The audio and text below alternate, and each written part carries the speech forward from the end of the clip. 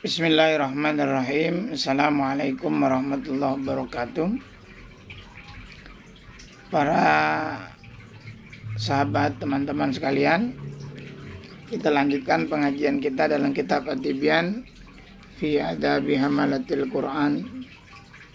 Kita masuk pada halaman 37, masih menjelaskan terkait adab, bagaimana kita belajar, bagaimana kita mencari ilmu, dan bagaimana adab di dalam mencari ilmu. Sebelumnya mari kita baca Fatihah buat pengarang kitab At-Tibyan fi Adabi Hamalatil Quran, yakni Al-Imam Abi Zakaria Yahya ibn Syarifuddin An-Nawawi Asy-Syafi'i Ad-Damashqi. Semoga melalui pengajian kita pada kali ini, Allah mencurahkan taufik buat kita, Allah memberikan keberkahan buat kita, dan tentunya juga untuk jengan musannif kitab At-Tibyan, semoga oleh Allah diberikan manfaat ilmunya, Allah alirkan pahalanya, dan juga Allah terangi kuburnya. Nas'alukal ijabatad du'a bisirril Fatihah. A'udzubillahi minasyaitonirrajim. Bismillahirrahmanirrahim. Alhamdulillahirabbil alamin arrahmanirrahim maliki yaumiddin. Iyyaka na'budu wa iyyaka nasta'in. Ihdinas siratal mustaqim. Siratal ladzina an'amta 'alaihim ghairil maghdubi 'alaihim waladdallin. Amin. Bismillahirrahmanirrahim. Faslun, ini satu pembahasan. Wala yata'allam illa mimman kamulat ahliyatuhum. Wala yata'allam, janganlah kamu belajar kepada guru illa kecuali mimman kamulat ahliyatuhum, guru tersebut telah sempurna kemampuannya. Kita di dalam adab mencari ilmu, di antaranya adalah bagaimana memilih guru. Janganlah kita belajar atau mengaji satu ilmu kepada yang bukan ahlinya. Dalam satu keterangan hadis baginda Rasul, afatul ilmi an-nisyan wa ido'atuhu an tuhadditsa bihi ghairu ahli. Nah, ini menjadi penting bagi kita ketika kita ingin mempelajari satu ilmu. Di antara keharusan sebelum kita belajar atau mencari guru, maka kita sudah melihat bagaimana kemampuan guru itu di dalam keilmuan itu. Wa dhaharat diyanatu, dan telah nampak bagaimana ibadah keagamaannya, bagaimana guru itu di dalam keagamaannya, di dalam perilaku ibadahnya. Wa tahaqqaqat ma'rifatu, dan memang kita sudah mengetahui bukti nyata, pertama dari sikapnya, dari keilmuannya, dari ibadahnya. Wastaharat siyanatuhu, dan juga memang kita sudah mengenal bahwa orang ini terkenal bagaimana perjuangan dirinya di dalam menjauhkan perkara-perkara yang haram, menjauhkan perkara-perkara maksiat. Faqad qala Muhammad ibn Sirin wa Malik ibn Unas wa ghairuhuma minas salaf. Dan juga sungguh telah berkata Muhammad ibn Sirin wa Malik ibn Unas, dan juga Malik ibn Unas wa ghairuhuma, dan selain pada keduanya minas salaf, daripada orang-orang salafun salih, begitu. Apa kata beliau? Hadal ilmu dinun, ilmu itu adalah agama.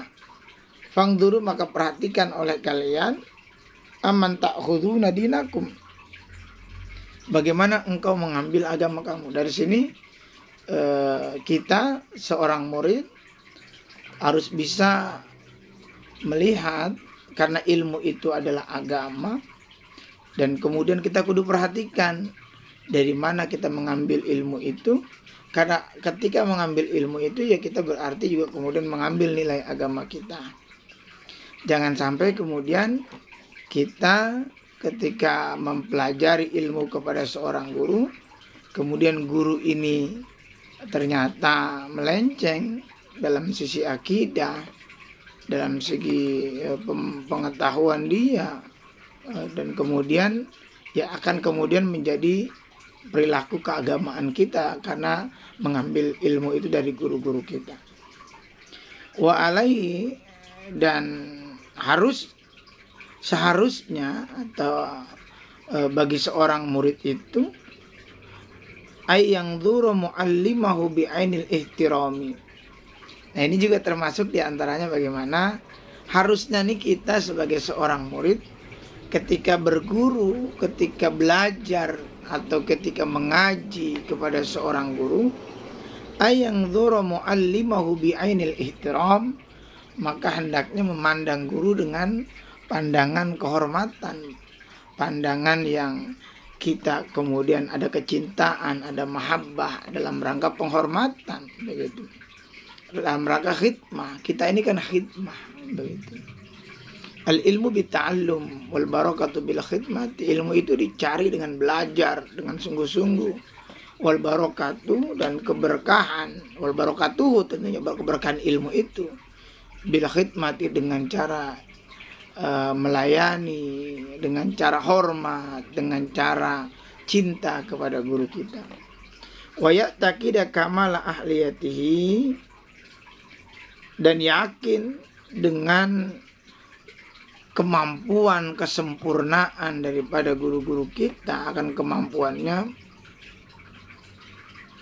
Wa rujhanahu ala tabaqatihi, dan jangan juga kemudian mengunggulkan satu guru dengan guru yang lain yang sederajat dengan guru kita. Ketika kita belajar misalnya dalam satu kitab yang sama dengan kitab, misalnya katakanlah kitab A, kita belajar dengan kiai anu, kita belajar kitab yang sama dengan kiai yang lain, itu kita tidak boleh mengatakan bahwa oh, penjelasan guru ini mah ternyata tidak sehebat guru yang lain atau guru yang anu kiai anu, nggak boleh. Itu adabnya, akhlak kita sebagai seorang murid, begitu. Fa innahu, karena yang begitu itu tuh memandang guru dengan penghormatan dan kemudian meyakini bahwa kesempurnaan guru kita ketika kita belajar dan tidak mengunggulkan, tidak membandingkan guru satu dengan guru yang lain.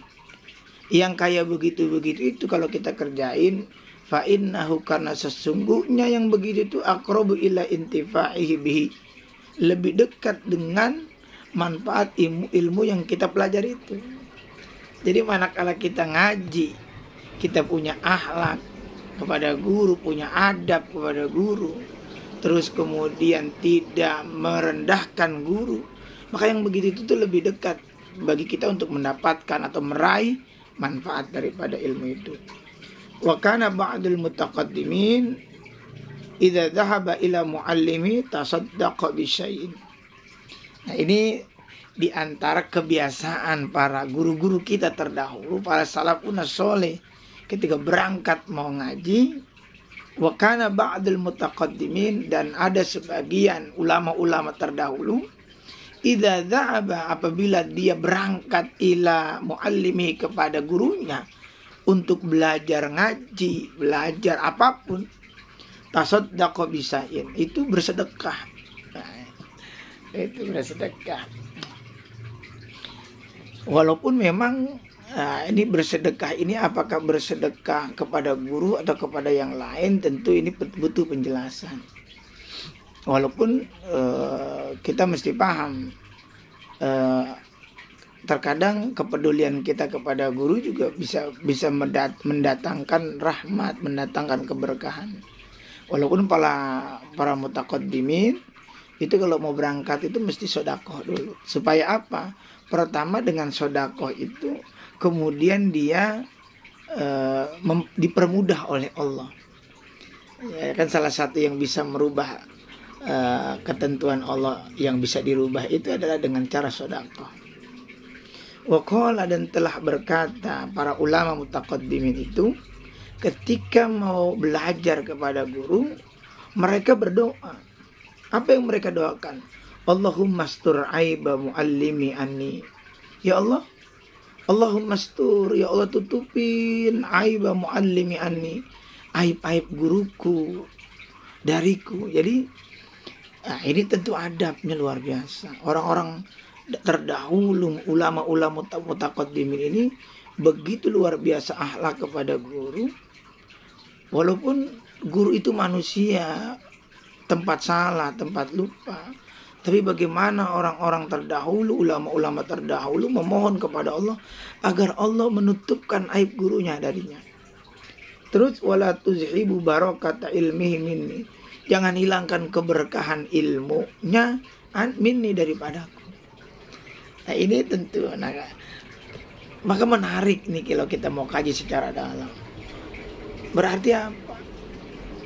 Ada positive thinking terhadap guru dan tidak boleh terdapat pemikiran negatif. Apalagi sampai ngomongin guru, ngomongin yang buruk-buruk tentang guru, ngomongin kejelekan guru, ghibah, fitnah, masya Allah. Nah ini tentu menjadi penting buat kita bagaimana mengikuti perilaku para ulama-ulama terdahulu di dalam meraih ilmu. Wa qala Ar-Rabi sahibi Syafi'i rahimahullah. Berkata Imam Ar-Rabi sahibi Syafi'i, ini murid daripada Imam Syafi'i rahimahullah. Semoga Allah memberikan kasih sayang kepada keduanya, yakni kepada Imam Syafi'i dan kepada Imam Ar-Rabi. Ma'iztara'tu an asrabal ma'i. Kata ma'iztara'tu, sungguh aku tidak akan lancang an asrabal ma'a, untuk meminum air. Wasyafi'i, dan Imam Syafi'i guruku yang dzuru ilayya, sedang melihat aku. Kenapa? Haibatallahu, karena aku merasa nggak enak, merasa sungkan. Adabnya luar biasa Imam Rabi. Imam Rabi itu bahkan sampai nggak mau minum ketika Imam Syafi'i sedang memandang dirinya. Alasannya karena nggak enak. Ini adabnya luar biasa. Warwiyana an Amiril Mukminin Ali bin Abi Thalib radhiyallahu anhu qala, ada satu riwayat dari Imam Ali karamallahu wajhah. Qala, beliau berkata, min haqqil alimi, di antara hak-haknya orang alim, alaika, kepada engkau, maksudnya kepada murid, antusallima 'alan nasi 'ammatan, engkau mengucapkan salam kepada manusia secara umum, wa takhussuhu dunahum bitahiyyati, tetapi secara khusus kamu melakukan penghormatan salam juga kepada guru. Nah ini termasuk adab yang disebutkan oleh Imam Ali karamallahu wajhah. Imam Ali itu memang disebut oleh baginda Rasul, ana madinatul ilm wa Ali yubabuha. Ali ini adalah gerbang, pintu dari gerbang ilmu, begitu. Nah, Imam Ali ini ketika beliau mengatakan bahwa ketika kita sebagai seorang murid, di antara haknya guru itu, ketika kita murid datang kemudian mengucap salam secara umum, maka kita harus juga mengucap salam secara khusus untuk guru kita. Ya, begitu. Wa antajlisa amamahu, yang kedua, jangan engkau duduk di depan guru. Wa antajlisa amamahu, hendaklah kamu duduk di hadapan guru kamu. Jangan duduk di samping guru. Ini akhlak, ini adab. Bagaimana kalau ketika kita mengaji, maka duduknya di hadapan guru, jangan di sampingnya guru. Walaupun ini tentu bukan berarti haram, namun lebih kepada adab. Wala tusyironna indahu biyadika, jangan memberikan isyarat ketika guru sedang belajar, ketika guru sedang mengajar, ketika kita sedang belajar di hadapan guru, kemudian memberikan isyarat tangan dengan tunjuk sono, tunjuk sini, atau memberikan isyarat kepada, karena itu bisa mengganggu guru dalam belajar, dalam mengajar. Nah ini tentu adab, ini akhlak, begitu. Wala takmizan nabi aini, termasuk juga jangan ngelirik dengan mata kita sebagai isyarat tanda, begitu. Atau ketika lagi ngaji, misalnya waktu habis, kita kasih isyarat, misalnya dikasih waktu 2 jam, guru kita lagi asik ngajar ngaji, terus kemudian kita kasih isyarat, Kiai waktunya habis. Nah ini nggak boleh. Adabnya begitu. Wala taqulanna qala fulan khilafan liqaulika. Juga jangan kemudian mengucapkan kepada guru ucapan guru itu berbeda pendapatnya dengan yang lain. Misalnya guru kita mengajarkan satu penjelasan yang kemudian berbeda penjelasan itu dengan guru-guru yang lain. Lantas kita tegur, nggak boleh. Kendati pun kita berbeda pendapat dengan guru kita, namun ketika kita sedang mengaji dengan guru kita, pendapat itulah yang kita pegang saat itu. Terlepas kemudian nanti di luar majelisnya guru kita punya beda pandangan, tetapi tidak boleh di hadapan guru kita mengungkapkan perbedaan itu, apalagi menyebutkan ada pendapat lain. Kecuali dalam forum diskusi, begitu. Wala tagtabanna indahu ahadan. Jangan menggunjing di hadapan guru tentang orang lain. Nggak bisa, nggak boleh, itu adabnya. Wala tusawir, apalagi sawir, diskusi, debat begitu, atau dialog begitu. Jali suka fi majlisi. Ketika kita lagi ngaji kemudian ada ada perdebatan. Oh ini nggak benar, yang benar begini. Nggak bisa ketika itu berhadapan dengan guru kita. Begitu. Inilah adabnya begitu. Lain cerita kalau memang sesama santri, sesama murid yang posisi kedudukannya sama, kita diskusi itu hal yang wajar. Tapi ketika di hadapan guru kita tidak boleh. Adabnya nggak begitu. Wala ta'khudhu bi thawbihi, jangan menarik baju idza qoma, apabila berdiri, jangan begitu. Wala tulija alaihi idza kasila, jangan mendesak guru ketika guru sedang ada rasa malas, ada rasa bosan. Kita tunggu saja begitu. Jangan memaksa guru untuk ngaji dan sebagainya. Ketika misalnya datang kita ngaji jam 7, tiba-tiba guru kita lagi santai, kita tunggu saja, jangan memaksa begitu. Kadang-kadang suka ada pemikiran begitu. Wala tu'rid, jangan juga keberatan, aitasba, atau merasa bosan, mintuli suhbati, ketika kita berinteraksi dengan guru dengan waktu yang lama. Tidak boleh begitu. Adabnya ya kita harus merasa khidmah begitu kepada guru. Jangan ada bosan, ngerasa keberatan begitu.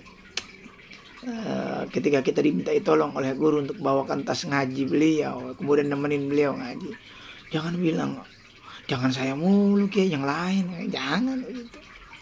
Wayam bagi dan sepatutnya hal ini menjadi penting ya, ayat ta'addaba, adab bihadil khisali allati arsada ilahi ali karamallahu wajah, sebagaimana tadi telah diberikan petunjuk-petunjuk itu oleh Imam Ali karamallahu wajah. Wa ayyuradda, dan hendaknya yuradda, menolak ghaibata saykhihi, ketika ada yang menggibahkan guru kita, in qadir, ya kita mampu. Jadi misalnya di satu perkumpulan ada orang yang menjelekkan guru kita, ketika kita mampu menepisnya, ketika kita mampu menolak itu, silakan. Fa in ta'adzzaru alaihi, tapi ketika kita tidak mampu untuk menolak itu, radduha, menolak atau melawan atau menepis ghibah itu, faraqa dzalikal majlis, maka hendaklah kita pergi dari majelis itu. Nah, tentu juga ini bahaya bagaimana kemudian ngomongin keburukan tentang guru-guru kita. Nah, ini penjelasan akhlak, bagaimana cara mencari guru yang baik, bagaimana beradab dengan guru yang baik dalam perspektif kitab At-Tibyan fi Adabi Hamalatil Quran yang ditulis oleh Al-Imam Abu Zakaria An-Nawawi Ad-Damashqi Asy-Syafi'i. Mudah-mudahan ada manfaatnya buat saya pribadi dan para jamaah umumnya. Allahul muwaffiq ila aqwamit thoriq. Assalamualaikum warahmatullahi wabarakatuh.